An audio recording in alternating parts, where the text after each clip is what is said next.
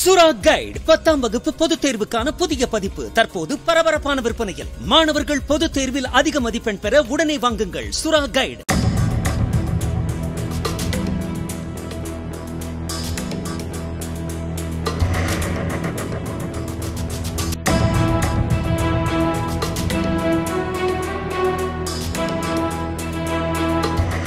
ஏற்காடு மலைப்பாதையில் தனியார் பேருந்து கவிழ்ந்து 6 பேர் பலியான விபத்து தொடர்பாக ஓட்டுநர் ஜனார்த்தனின் ஓட்டுநர் உரிமம் 5 ஆண்டுகளுக்கு ரத்து செய்யப்பட்டுள்ளது.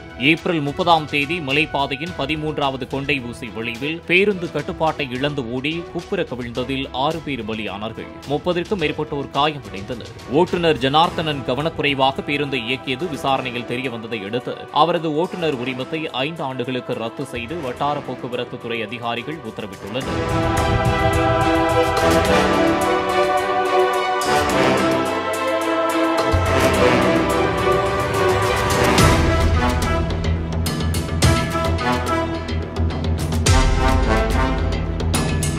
சுரா கைடு 10ஆம் வகுப்பு பொதுத் தேர்வுக்கான புதிய பதிப்பு தற்போது பரபரப்பான விற்பனையில். மாணவர்கள் பொதுத் தேர்வில் அதிக மதிப்பெண் பெற உடனே வாங்குங்கள் சுரா கைடு.